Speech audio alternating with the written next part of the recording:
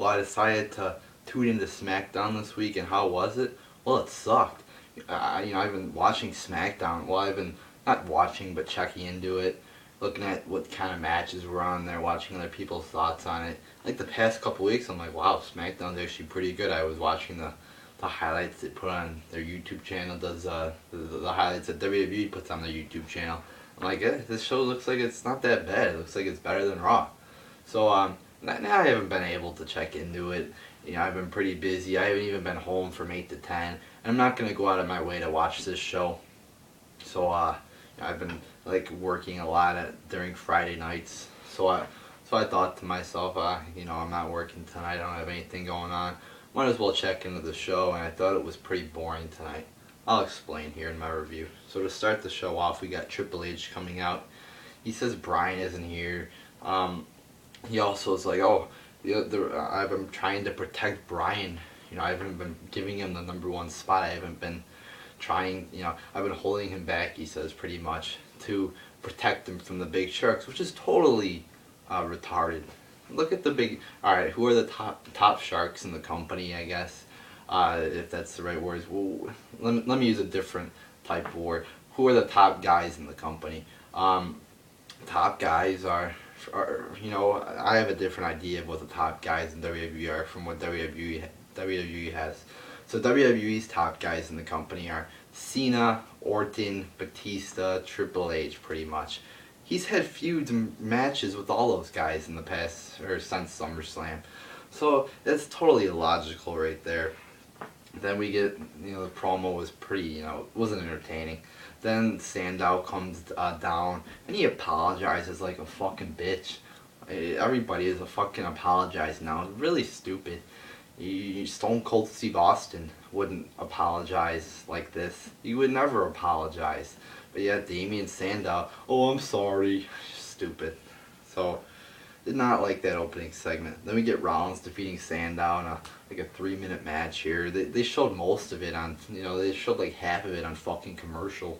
So that doesn't do any good. They're like, oh, go watch the WWE app.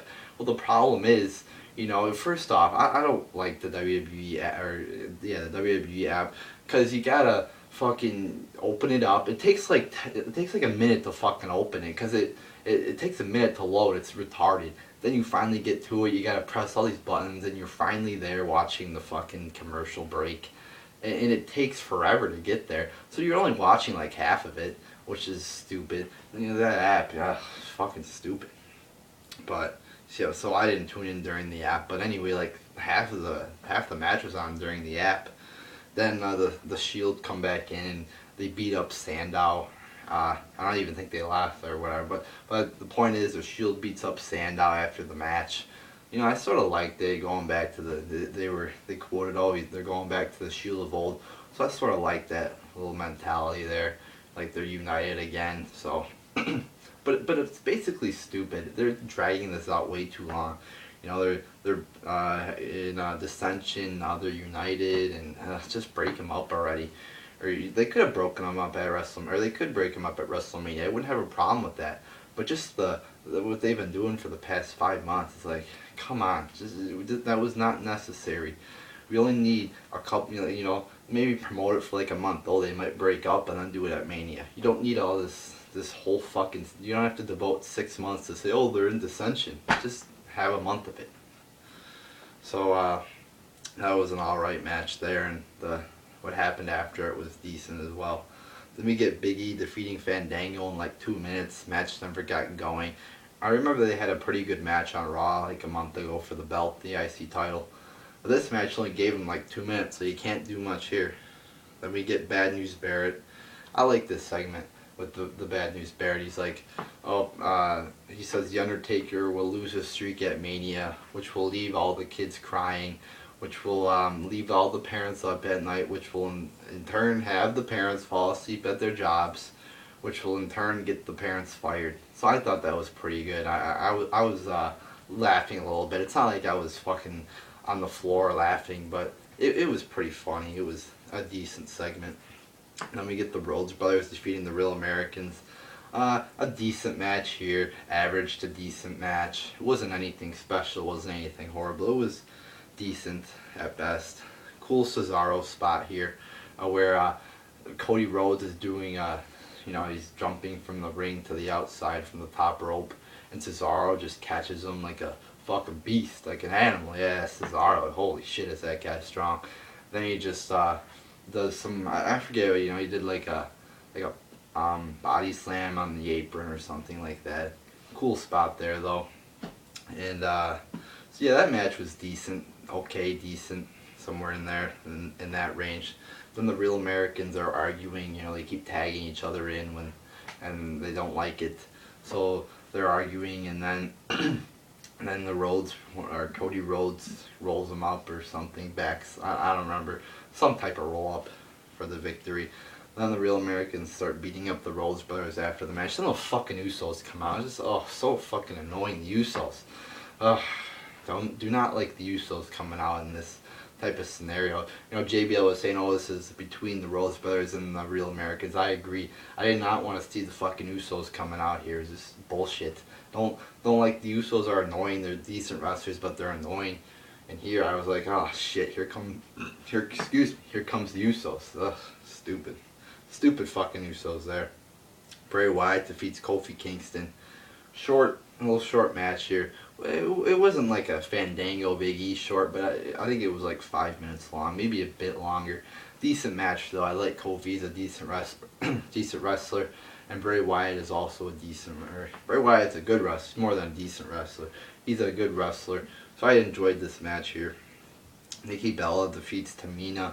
Couple botches here, but I can't say it was horrible. It was mediocre, not horrible, but you know, nobody fucking cares about Nikki Bella. I mean, the whole time, honestly, I gotta be honest here, I was looking at Nikki Bella's titties the whole time. You know, I wasn't paying attention to the match too much, but, you know, it looks like Nikki Bella's tits have gotten a lot bigger. Either she's got, you know, surgery or plastic surgery on her tits, or do you get plastic surgery on her tits, or I don't fucking know, that's a different conversation. Or she's like stuffing your bra with shit, because they're much bigger than I remember. Because I remember, you know, like a year ago or 6 months ago, you could hardly tell Nikki and Brie apart. And the only way you could tell them apart, even the announcers were saying this, is because of their their tit size, how big their tits are. So now it's pretty obvious though. So I think they're bigger. You know, I think that she's gotten some surgery done here. But that's pretty much all I got out of this match. Nikki Bella's tits. So we get Ziggler defeating Del Rio. This was a good match here. Glad Ziggler won. Some good wrestling, and then top it off with a Ziggler victory, just like an ice cream sundae. You know, you get your ice cream, hot fudge, your brownie, and to top it off with a cherry. You know, and the Ziggler win was the fucking cherry, and the ice cream, hot fudge, and brownie was the match. So I enjoyed this fucking match here. And then Big Show defeats Kane in a pretty shitty match. There was one good spot where who was Big Show? No, Kane choke slams Big Show off the top rope. Thought that was a good spot there. The rest was boring. I mean, why is this in the fucking main event? Two people who should be retired. Two people who are in their 40s, and they're fucking fat. Especially Big Show. Big Show, holy shit. Big Show's like 4,000 pounds. Kane's like 1,000 pounds. You know, Kane's not fat really, but nonetheless, two guys who should be fucking retired here. It's a cool choke slam though. Like the spot there. But overall, the match was shitty. Kane made the Shield come down backstage. Then the Shield, he's like, oh, Shield attack Big Show, and the Shield get on the apron, refuse to attack. Big Show gets choke slammed, or Kane gets choke slammed by Big Show. Then after the match, Kane grabs Seth Rollins, tries to choke slam him, but Kane gets speared by Roman Reigns. So that wasn't a bad way to end the show there with the spear. But the match was pretty shitty, and overall the show was pretty shitty.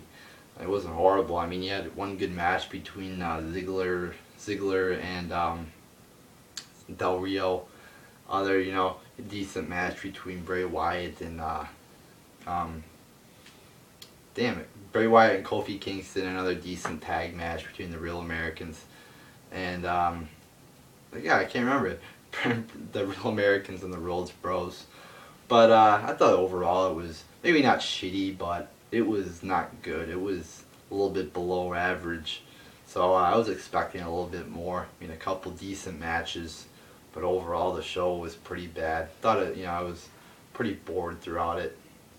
So yeah, show was all right. Not all right. It was fucking. It was below average. I'll just put it at that. If I were to rate it out of 10 stars, I'll probably give it 4. So, here's your fucking SmackDown review. So, there you go, people.